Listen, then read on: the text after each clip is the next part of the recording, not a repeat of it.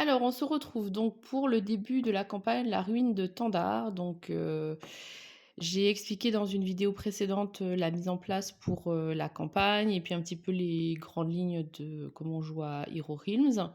Donc je vais jouer en solo avec, l'archer. Donc c'est le personnage que j'ai choisi. Il faut forcément un deck, de héros. J'ai fait l'installation, j'ai expliqué sur la vidéo précédente pour, le deck du maître. Donc le maître, c'est, dans le premier scénario, ce sont les habitués possédés qui commencent avec 50 points de vie. Donc ça m'a saoulée, j'ai été chercher un compteur de points de vie parce que c'est insupportable les cartes et en plus on voit rien. Et donc là, c'est le deck du maître qui est, fait comme j'ai expliqué, donc avec des cartes de maîtrise, des cartes de niveau 1 et cetera. J'ai réglé ma vie à moi sur 58. Bon, du coup, les personnages, c'est pas hyper, j'ai pris la première boîte que j'ai trouvée de Dice Throne, et puis voilà. Et donc ça, c'est mes capacités spéciales. Donc là, c'est le marché.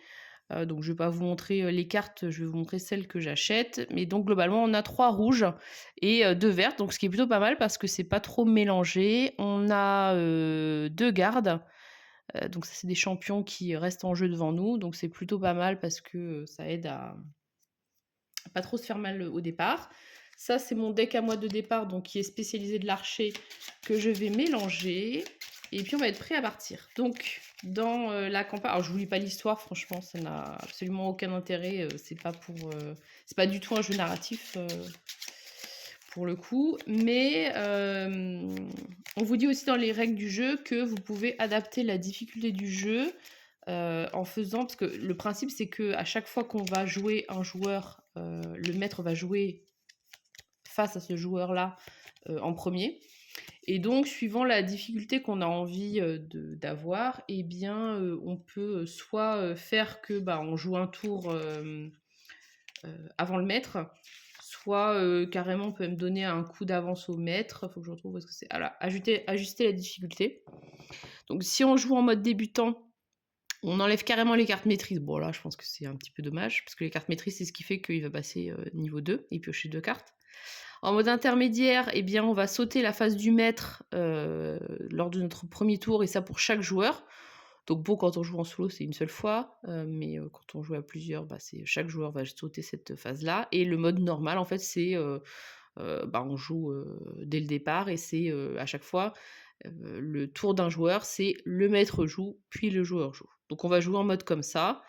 En mode vétéran, c'est quoi? C'est aucune règle supplémentaire. Du coup, c'est le mode vétéran, en fait, le mode normal. Et en expert, c'est carrément, on saute la phase du joueur, donc du coup, le maître va avoir une longueur d'avance. Et on peut même encore plus combiner, voilà. Donc la première partie que j'avais fait, je l'avais fait en mode intermédiaire. J'avais sauté le premier tour du joueur.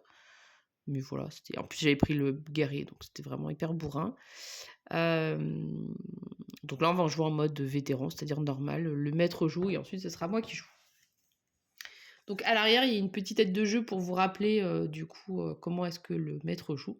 Donc globalement, il va prendre la première carte de son deck, il va regarder le symbole qui est coloré et faire l'action de la carte, donc suivant si c'est bleu, vert, rouge ou jaune. Ensuite, du coup, on va se prendre des dégâts en général, hein, défausser des cartes, des trucs comme ça. Et puis, on va faire l'effet de la carte qu'il a pioché. Donc, si c'est un serviteur, il va venir devant nous. Si c'est un serviteur d'élite, je crois que ça s'appelle, il va le mettre devant lui. Quand on joue de toute façon, encore une fois, en solo, les serviteurs ils viennent toujours devant chez vous. Mais quand on joue en multi, il y a un peu plus de cartes dans son deck. Mais ça veut dire que on peut avoir un serviteur devant soi et pas son copain. Et puis, par contre, il va à chaque fois réattaquer, tant que les serviteurs sont pas détruits devant nous, eh bien, il va nous réattaquer à chaque fois. Et puis, il va faire ce qu'il appelle une attaque maligne dans tous les cas, c'est-à-dire qu'en fait, son but, c'est d'essayer de se débarrasser de nous, évidemment. Hein, il est plutôt malin. Donc, il va d'abord attaquer nos gardes, parce que ça, il n'a pas le choix. S'il a réussi, donc évidemment, il va essayer de taper le plus fort. S'il lui reste encore de l'attaque après ça, il va essayer de nous tuer, si c'est possible. Si c'est pas ça, il va essayer d'assommer tous les champions qui sont assommables, c'est-à-dire qu'il peut avoir en un seul coup, et sinon, du coup, il nous attaque nous. Donc voilà, il joue de façon plutôt logique en fait. Voilà, donc on va faire ça. Donc c'est le début du jeu. Il commence par sa phase à lui, donc c'est-à-dire qu'il va piocher une carte et on va voir ce qu'il fait. Donc, il commence avec un ivrogne belliqueux. Donc le petit icône en haut à gauche est bleu. Donc on va regarder sur la carte ce qu'il fait. Donc, on reprend sa carte à lui. Je vais pas vous la montrer peut-être à chaque fois, mais bon, bref. Donc, le bleu, c'est je vais me prendre un dégât et il va assommer mon champion qui a la garde la plus élevée. Donc, ça tombe bien, j'ai pas de champion pour l'instant. Donc, je vais juste me prendre un dégât avec l'effet bleu de la carte. C'est à différencier après de l'effet de la carte. Donc là, du coup, je passe à 57. Et je regarde maintenant ce que fait ce petit monsieur. Donc, c'est un serviteur, il va venir devant moi. Il a 4 de bouclier, donc c'est-à-dire qu'il faut que je lui fasse 4 dégâts en un coup pour pouvoir l'assommer. Et dès qu'il arrive, il va s'incliner pour s'activer, et donc il va faire 4 dégâts. Donc j'avoue que j'ai la flemme en jouant en solo de incliner le serviteur et de le remettre, mais en gros c'est il arrive, il s'incline, et à la fin du tour du maître, on le remet devant. Quand on joue tout seul en général, on arrive à suivre, donc il va juste me faire 4 dégâts, et il va surtout se mettre devant moi, donc il va me casser les pieds, et il va m'attaquer à chaque tour en fait. Donc là du coup je tombe à 53, je finis mon histoire. Au prochain tour, quand il va piocher une carte, donc il va refaire un effet par rapport à la couleur. Il va du coup activer sa carte, mais il va encore activer le serviteur qui est devant moi et qui va me faire 4 dégâts tant que je l'aurai pas dégommé. Donc voilà, c'est quand même un petit peu casse-pied. Donc les serviteurs, c'est assimilé au champion. Donc pour tous les effets de cartes qui vont dire le champion adverse fait ceci ou cela, nous on va faire le serviteur. L'autre truc casse-pied, c'est qu'en fait le serviteur, tant qu'il est dans ma zone, en fait il m'occupe. Et donc même si en soi il n'a pas de garde, et bien finalement il va fonctionner un petit peu pareil, puisque dans le livret de règles de la campagne, on vous dit qu'il y a une histoire de zone, et que tant qu'un serviteur a au moins un serviteur mobilisé dans sa zone de jeu, c'est-à-dire debout, mais il se remet debout à chaque fin de tour du maître, eh bien je ne pourrai pas cibler ou attaquer le maître, et je ne pourrai pas non plus m'occuper des serviteurs qui sont en dehors de ma zone de jeu pour aider les copains si j'en avais, mais pour l'instant j'en ai pas. Mais donc voilà, donc en fait, ils sont vraiment casse-pieds. Donc on va essayer de s'en débarrasser le plus tôt possible.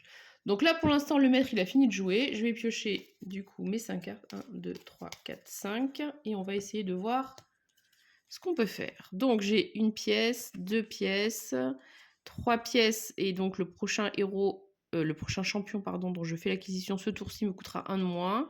Là, c'est encore une pièce. Et là, c'est 1 d'attaque. Et si j'ai un arc en jeu, je pioche une carte. Malheureusement, je n'ai pas d'arc en jeu. Et de toute façon, 1, ça ne me sert à rien, puisque lui, il faut que je lui fasse déjà 4 dégâts. Donc 1, 2, 3, 4. Et le prochain champion me coûtera 1 de moins. Alors, qui est-ce que j'ai envie d'acheter ? J'ai envie d'acheter... j'ai 4 au total, ça veut dire qu'en gros, je peux dépenser 5 si j'achète un champion.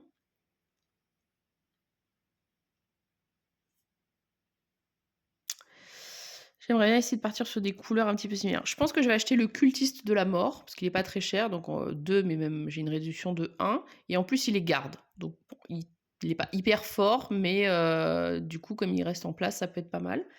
Donc là, ça me fait déjà 1 d'achat. Donc on recomplète tout de suite la rivière. Donc là, on a du coup une taxation. C'est une carte qui nous permet d'avoir de l'argent et puis de se soigner. Du coup, il me reste 3 d'achats. Je vais acheter cette carte-là qui coûte 1 et qui est une carte rouge aussi. Et qui va me permettre de sacrifier une carte de ma main ou de ma défausse. Ce qui est pas mal, parce que je trouve qu'il n'y a pas tant de cartes que ça qui permettent d'épurer son deck. Et du coup, j'ai dépensé... j'avais 1, 2, 3, 4... Non, 4. J'avais 4, mais j'avais 1 de moins. Donc là, j'ai dépensé 1. Donc il me reste 2 d'achats.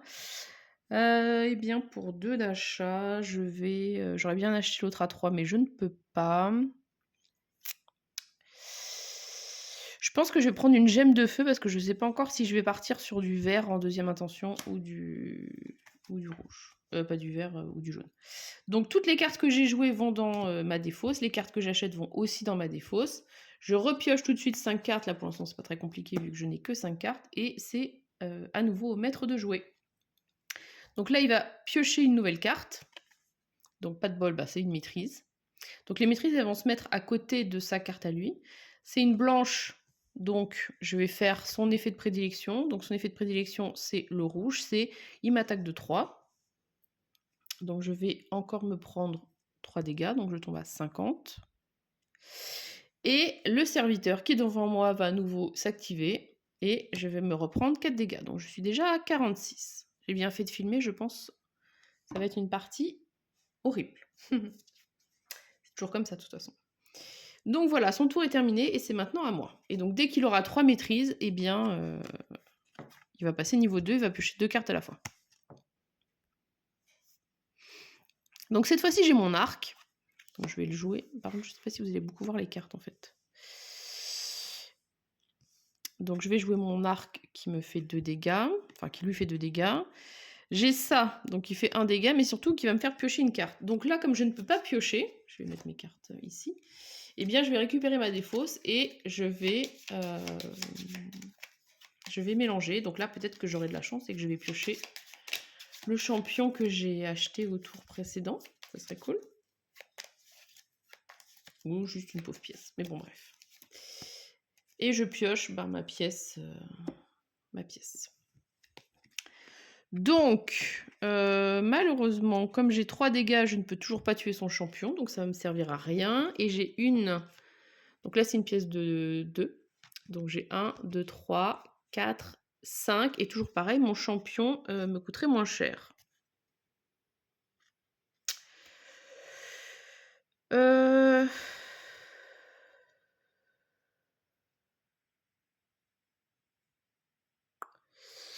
Je pense que je vais... Là, il y a un champion rouge.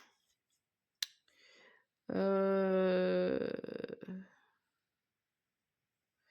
vert.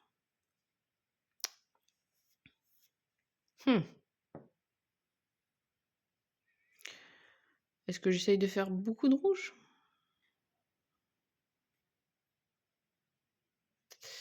Parce que là, le truc, c'est qu'il vaut 3. En soi, il fait vraiment rien. Et par contre, s'il est combiné, il fait 4 de dégâts, c'est pas mal. Mais... Et sinon, si je pars sur le vert, là, ça fait 2 plus 1 pour chaque autre carte verte. Et là, ça permet que l'adversaire ciblé en deuxième effet se défausse d'une carte. Ce qui peut être pas mal, parce que du coup, le maître, ça permet de virer ses maîtrises et de lui faire défausser des cartes comme ça. Donc, j'hésite en vrai. Bon, je vais quand même rester sur le rouge. Donc ça me coûte 2. Donc ça va dans ma défausse. Et il me reste donc 2, 3 d'achat. Je remets une carte évidemment.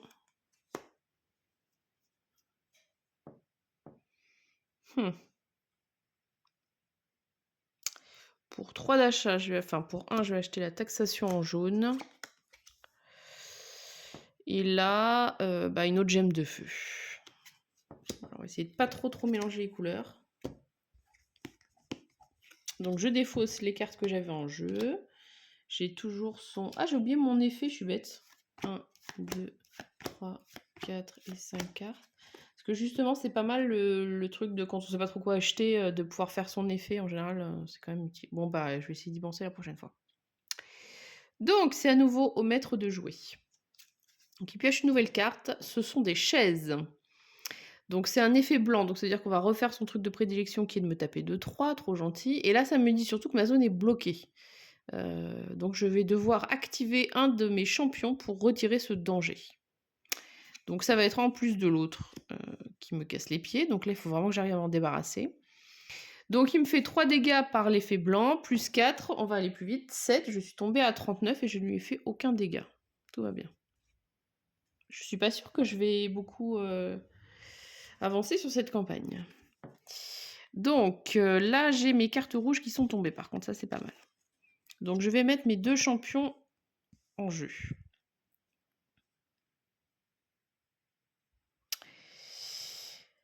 Cette carte-là me demande d'activer un champion pour retirer le danger.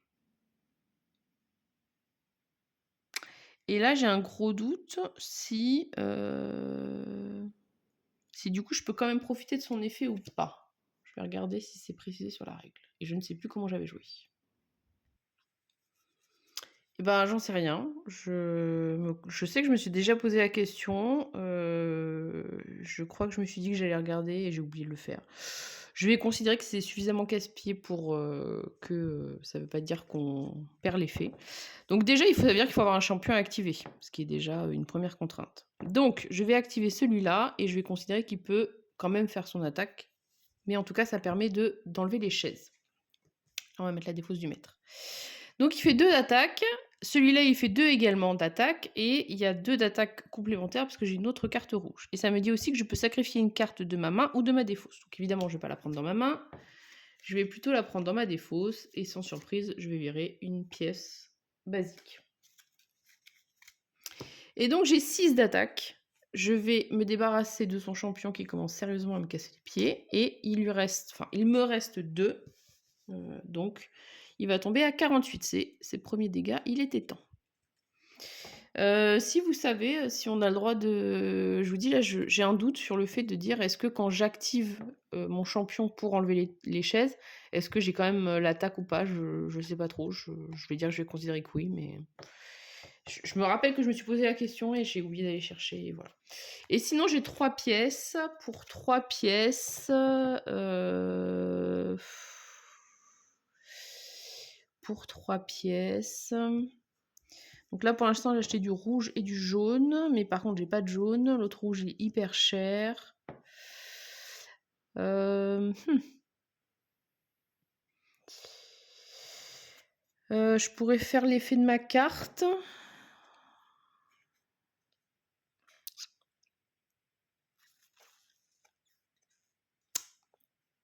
Ouais, je vais peut-être faire ça. Je vais faire l'effet de ma carte. Donc, je vais payer 2 et l'autre, bah, tant pis, elle me servira à rien, pour pouvoir regarder les 3 premières cartes de mon deck. Donc, il se trouve que mon deck n'a plus que 2 cartes, donc je ne peux pas faire cette action-là. Donc, je vais mélanger ma défausse.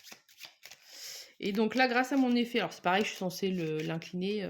Maintenant, j'arrive encore à peu près à suivre les actions et à me rappeler que j'ai fait l'effet et à pas le faire 2 fois de suite. De toute façon, c'est pas un truc qu'on fait non plus en systématique, donc voilà. Donc j'ai remélangé pour avoir un paquet où je peux effectivement tirer 3 cartes. Donc là, je tire les 3 premières cartes de mon deck et je vais pouvoir du coup les organiser et voir les défausser. Alors j'ai 2 gemmes de feu. Honnêtement, ça pourrait être pas mal quand même pour acheter des cartes. Si vous avez un arc en jeu, piochez une carte. Donc là, c'est toujours le piège, c'est qu'on ne sait pas si on va l'avoir ou pas. Bon, écoutez, je vais les laisser. C'est pas hyper intéressant comme effet, mais voilà. Donc mon tour est terminé. Je remets du coup mon champion debout. Cette carte-là, je la défausse. Et puis, c'est à nouveau au maître de jouer. Donc il pioche une nouvelle carte. Donc là, c'est une carte rouge, folie temporaire. Pour chaque joueur adjacent, je vais sacrifier la première carte du deck marché et je vais faire une attaque maligne contre chacun des joueurs avec autant de force que le prix de la carte sacrifiée. Et j'ai oublié évidemment avant de faire l'effet rouge. Donc l'effet rouge, c'est, je vous rappelle, on se débarrasse, on fait 3 dégâts, pardon. Donc je vais déjà me prendre mes 3 dégâts et je vais tomber à 36. Et je vais prendre la première carte et là, c'est la loterie. 4, bon, c'est moyen, mais des fois on a du... Je vais la mettre au milieu parce que j'ai pas de défausse particulièrement pour ça. Donc je me reprends 4 dégâts. Alors des fois on s'en prend 8 parce que c'est une carte qui vaut 8, des fois on s'en prend 1. Bon, là on va dire que c'est entre les deux. Et voilà, mais en tout cas j'ai plus personne devant moi, ce qui est déjà pas mal. 1, 2, 3, 4, 5, je pioche mes 5 cartes. Donc vous voyez aussi l'intérêt du garde, c'est que il reste en plus. Et ben c'est un peu naze comme main. Donc là j'ai un dégât plus lui, du coup ça fait 3 dégâts. Donc on va tout de suite les mettre avant d'oublier. Donc il tombe à 45. Et est-ce qu'au moins j'ai un petit peu de quoi acheter des trucs bien. Donc 2, 4, 5 et 6.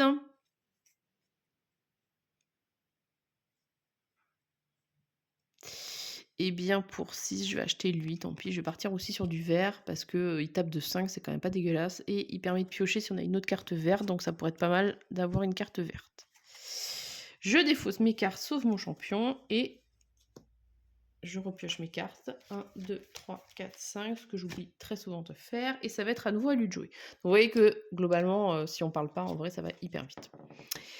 Les ivrognes belliqueux, donc c'est rouge à nouveau, donc il va me taper de 3 et il s'incline, donc il va me taper de 4 de plus, donc ça va faire 7 et il reste à nouveau devant moi.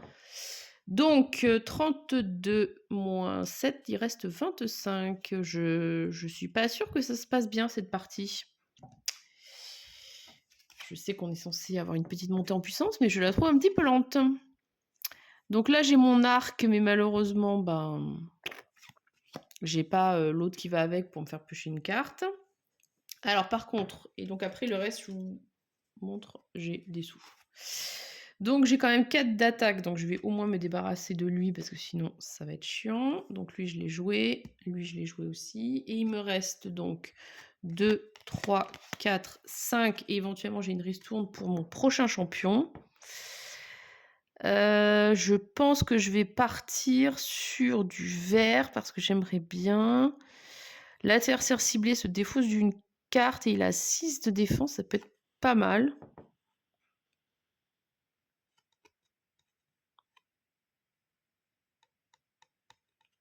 Parce que les cartes maîtrise, c'est quand même un truc important à essayer de contenir, vu que bah, ça lui fait piocher 2 cartes au lieu d'une, donc ça commence à être un petit peu chiant.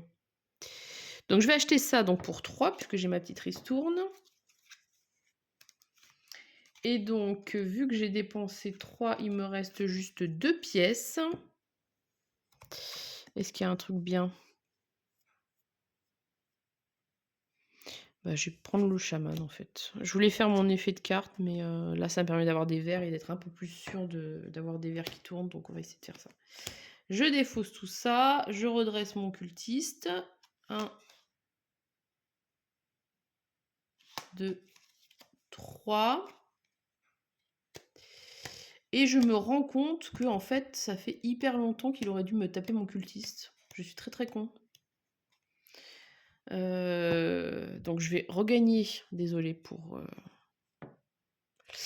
l'erreur, donc je vais regagner 3 points de vie et j'aurais dû me débarrasser de mon cultiste depuis un moment parce qu'en fait la garde, ça fait un moment qu'il aurait dû me l'enlever. Donc voilà, c'est le genre de détail que j'oublie quand je parle en même temps et que d'ailleurs j'ai tendance aussi à oublier en vrai en temps réel. Enfin, en temps réel, en dehors de... Ah, j'avais pas vu le petit message. J'adore la carte. La carte qui s'appelle Menace de mort et où c'est écrit au sang, en sang You're next. Vous êtes le suivant. Un petit détail sympa. Donc je suis désolée, j'aurais dû ne plus avoir mon cultiste depuis un moment et ça m'a sûrement aidé à faire des trucs. Donc ben voilà. Désolée. J'ai oublié. Donc je pioche mes 5 cartes. Et ça va être à lui de jouer. Donc, bah, une nouvelle maîtrise, sans surprise. Et donc, c'est une bleue. Donc, la bleue, ça me dit, je fais un dégât et je vais assommer mon champion. Ça tombe bien parce que je l'ai dégagé. Donc, un dégât, je tombe à 27. Puis, bah, là, honnêtement, j'ai rétabli les dégâts, mais je peux pas revenir en arrière sur le fait d'avoir probablement profité de son effet sans le vouloir. Alors, j'ai mon arc. Et pour une fois, j'ai mon arc et une flèche. Trop bien. Donc, je vais piocher une carte. Et donc, je pioche des sous.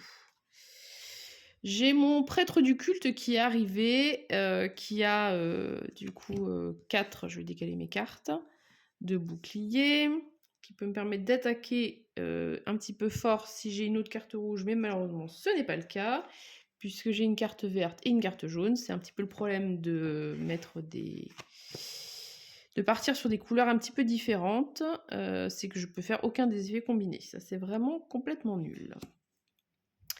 Donc là, je peux soit gagner des pièces avec, enfin une pièce avec lui, soit un dégât, sachant quand même que je suis un petit peu à la masse sur... Alors j'ai combien de sous? J'ai 2, 4, 6... 6 ou 7. Bah 7, je pourrais prendre celui-là, ce qui est quand même pas mal. Donc je pense que je vais prendre ça en fait. Tant pis pour un dégât, c'est pas très grave. Donc j'ai 3 dégâts que je vais mettre à lui avec mon arc et ma flèche. Il tombe à 42. Et donc je vais incliner celui-là pour faire son effet. Évidemment, j'ai incliné celui-là pour gagner sa pièce aussi. Et avec du coup 2, 4, 6, 7 pièces, je vais acheter cette espèce de grosse patate qui en plus a une garde de 7 qui va bien m'aider. Je l'espère. Je remets une carte et je vais défausser du coup toutes mes cartes sauf mes champions. Et j'en ai quand même 2 devant moi. Après, c'est pas des champions avec garde, donc il peut globalement les snobber. C'est à lui de jouer. Alors, c'est la disciple de Ruinos. Donc, c'est la carte de départ. Donc, elle est verte. Ça me dit de me prendre je ne sais plus combien de dégâts. 2 dégâts et surtout, je vais me défausser d'une carte, ce qui ne va pas m'arranger du tout. Donc, 2 dégâts plus les 3 dégâts de Ruinos. Je vais descendre les cartes parce que j'ai plus de place. Donc je me prends 5 dégâts, j'étais à 27, je tombe à 22. Ça ne va pas du tout. Et je vais surtout me défausser d'une carte. Donc 1, 2, 3, 4, 5. Et je me rends compte que j'ai fait la même connerie que tout à l'heure. Donc je vais défausser un or. Et il faut vraiment que je fasse attention. Je ne me suis pas du tout pris 7 dégâts dans la tronche. Je me suis surtout fait taper assommer ce garde-là. Donc je reprends 6 points de vie. Je remonte à 28. Ça, je pense que je la fais hyper souvent. Et là encore plus parce que je suis pas très concentrée en parlant. Et donc par contre, celui-là, comme il a 4, il ne peut pas l'assommer. Donc c'est bien moi qui me prends le dégât supplémentaire. Donc, ceci étant rétabli, et c'est aussi pour ça que ça sert d'avoir des champions quand même. J'ai 2, 3, 4, 5, 6.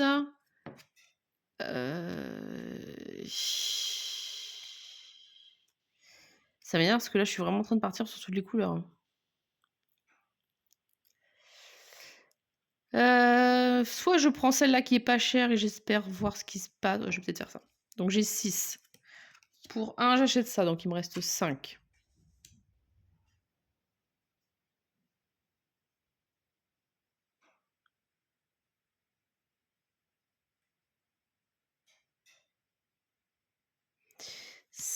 Et éventuellement 6. Mais bon, de toute façon, c'est pas...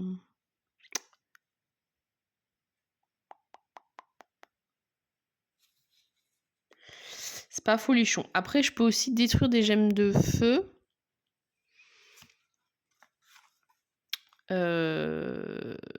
Pour avoir quand même 6 d'attaque, ce qui est peut-être pas dégueulasse. Et je vais juste racheter des gemmes. Ça peut être une solution.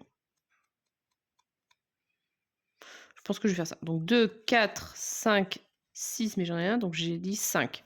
Donc je vais cramer mes 2... Enfin d'abord je vais acheter 2 gemmes de feu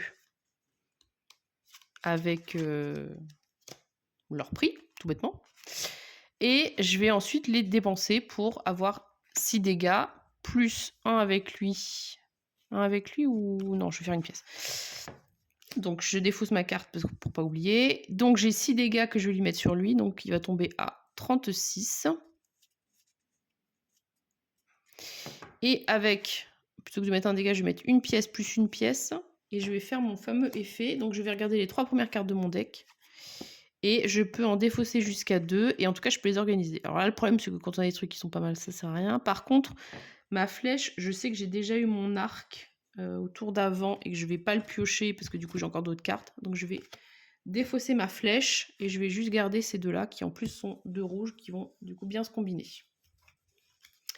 Donc voilà, mon tour est fini. Et j'ai encore fait une connerie. Puisque du coup, je vais surtout taper son disciple au lieu de le taper lui. Donc il reprend 3 dégâts. Il remonte à 39. Je suis désolée, c'est hyper décousu mon affaire. Hein. J'espère que vous suivez. 1, 2, 3, 4, 5. Je reprends mes cartes et c'est à lui de jouer. Donc, c'est vert. Donc vert, c'est 2 dégâts et je vais devoir me défausser d'une carte et ensuite il va venir devant moi aussi. Donc se défausser d'une carte, je me défausse de ma petite pièce, ça c'est facile. Donc il me fait 2 dégâts plus lui qui m'en fait 4, ça fait 6. Donc il va se débarrasser de lui en un coup. Et ensuite, il me fait 2 dégâts. Donc, je tombe à 26. Et donc, moi, il ne faut pas que j'oublie que je dois taper celui-là avant.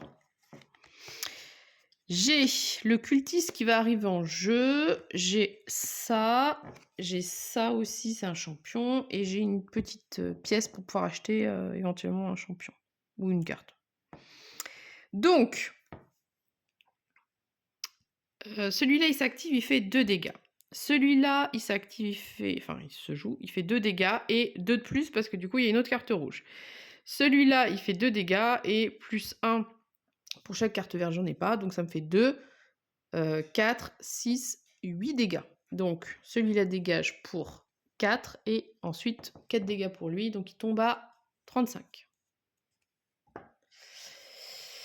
Je peux sacrifier grâce à cet effet une carte de ma main ou de ma défausse. Bien évidemment, ça va être dans ma défausse. Et je vais me débarrasser d'une pièce toute bête. Et ensuite, en termes d'achat, j'ai 1. Ce qui est un petit peu ridicule. Après, celle-là, pour 1, je gagne 2 pièces. Ce qui peut être pas mal pour... Ça remplace un peu les pièces que je perds. Je sais pas. Après, c'est du bleu, ça me casse les pieds. Bon, on va quand même prendre ça. En plus, ça permet de faire venir une nouvelle carte. Voilà. Donc ça, c'est un champion. Ça va rester en jeu. Ça, j'enlève. Ça, j'enlève. Ça, c'est un autre champion. Je pioche 5 cartes. Donc là, j'en ai qu'une. Je vais mélanger mon deck. Je suis vraiment désolée pour les allers-retours sur les champions ou autres. Mais j'avoue que... en filmant et en parlant en même temps, je ne suis pas concentrée. Et en plus, de base, je sais que c'est un truc où je me faisais déjà un petit peu avoir. Et 2, 3, 4 et 5. Mine de rien, c'est pas très compliqué, mais il faut être un peu concentré. Je pioche une carte pour lui. C'est une carte de maîtrise. Je n'ai pas du tout réussi à faire mon effet qui permet de... lui faire défausser des cartes, c'est pas grave. Donc jaune, il se soigne de 2, c'est pas très grave. Par contre, ce qui est plus embêtant, c'est que maintenant, vu qu'il a 3 maîtrises, il va passer niveau 2. Et donc, il va piocher 2 cartes à chaque fois. Et puis, en plus, les effets sont un petit peu plus casse-pieds. Donc, il se soigne de 2, il remonte à 37. Et ça va être à moi de jouer. Alors, on va essayer de faire des trucs un peu bien là, pour essayer d'aller un peu plus vite. Parce que là, sinon, je suis mal. Alors, par contre, là, je vais avoir pas mal de champions qui vont rester devant moi. Donc, au prochain tour, non, je vais être tranquille. Donc, j'ai lui qui va rentrer en jeu, qui est un champion. J'ai lui qui va rentrer en jeu, qui est un champion aussi. Et j'ai lui qui va rentrer en jeu, qui est un champion aussi. Et en plus, j'en ai quand même plusieurs qui sont avec garde.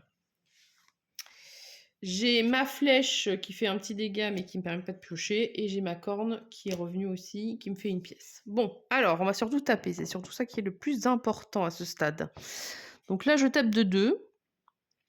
Là, je tape de 2 plus 1 pour chaque autre carte verte. Donc juste 1 de plus. Mais bon, c'est toujours ça de prix. Donc 2, 3, 4, 5 puisque j'ai celle-là. Celle-là tape de 5. Donc ça fait 10. Et je vais piocher une carte. Bon, pas terrible. Celle-là, je pense que je vais faire taper. Donc, j'ai perdu mon compte. Je vais repartir du début. Là, j'ai l'effet supplémentaire parce que du coup, j'ai une autre carte rouge. Et là, je tape de 4 et l'adversaire ciblé se défausse d'une carte. Donc, quand c'est comme ça, on prend la première carte du paquet du maître. On regarde ce que c'est et on peut choisir de la défausser. Sachant que j'ai oublié que je suis censée défausser ces cartes maîtrise. Là, à ce stade, sa carte maîtrise, en fait, ne le fait plus évoluer. Je pense que je vais la laisser parce que je sais qu'il y a des cartes encore plus chiantes qui peuvent arriver. Donc, en vrai, voilà. Par contre, je me suis perdue donc, dans le compte de mon attaque. Donc, je l'attaque de 2. 3, 4, 5 puisque j'ai une autre carte verte. 10 avec celle-là. 14. Allez, 15. 19. Ah, pas mal. Là, franchement, il s'en est quand même pris plein la tronche. Donc 19, il avait 37, ça fait qu'il tombe à 18. Ah là, ça fait plaisir. Donc 18, voilà. Après, je pourrais même lui mettre 3 de plus en vrai avec ça. Je me demande si je vais pas le faire. Et alors c'est pareil, les gemmes de feu, je trouvais ça un peu bizarre, mais j'ai quand même vérifié. Donc là, je pense que je dis pas de bêtises. C'est d'abord on gagne la pièce et ensuite on peut se défaire parce qu'en fait l'argent est généré et le combat dans une espèce de réserve. Donc ça veut dire que je génère 2 et que je peux quand même me débarrasser de la carte pour faire ça. Donc je vais le faire. Je vais lui mettre 3 dégâts de plus et me débarrasser de la carte, donc il tombe à 15. Et avec les 2, je vais juste faire mon effet 1, 2, 3 là pour filtrer mon deck. Du coup, j'ai pas d'autres cartes jaunes, j'ai de l'argent, le bleu. Est-ce que c'est bien ou est-ce que j'ai mieux en main en fait? Je sais pas si en vrai, si je me débarrassais de ça, est-ce que je pourrais avoir d'autres cartes mieux? Là, c'est pour de l'achat, mais j'ai plus trop envie d'acheter. La jaune pour me soigner. De toute façon, je peux m'en débarrasser que de 2 en fait. Je vais garder celle-là en fait. Et donc, bah, du coup, je la mets et je défausse ces deux-là. Tant pis. Donc là, et ben, tout ce petit monde, c'est que des champions en fait. Donc là, je pense qu'au prochain tour, je suis un petit peu tranquille. Parce qu'il a quand même du monde pour s'occuper avant de me taper moi. Là, à ce stade, ce qui me ferait le plus chier, en fait, c'est qu'il me fasse défausser une carte. J'ai regardé la maîtrise, mais je me rappelle déjà plus ce que c'est. Bref. Donc là, il va piocher 2 cartes, par contre. Bah, justement, une carte maîtrise. Donc là, c'est des nouveaux effets. Donc là, c'est 3 dégâts et je me défausse d'une carte. Donc on fait d'abord tous les effets comme ça. Donc 3 dégâts, bah du coup, il peut se débarrasser de celui-là, qui va pas s'en priver, le garde. 1, 2, 3, 4, 5. Et moi, je dois me défausser d'une carte. Bah, je me défausse de ma pièce, on va pas réfléchir. Je pioche. Donc, par contre, maîtrise, il n'y a pas d'autre effet, donc je m'en débarrasse. Et je pioche la deuxième carte. Et là, je fais d'abord l'effet jaune. Donc, l'effet jaune, c'est il se soigne de 3. Donc, j'ai bien fait de lui mettre un petit coup de plus quand je pouvais. Il remonte à 18. Et il revient à nouveau devant moi. Donc là, c'est 4 dégâts. Par contre, j'ai toujours mon garde de 7. Donc, il ne peut pas pour l'instant me faire de dégâts. J'ai bien fait de prendre cette brute.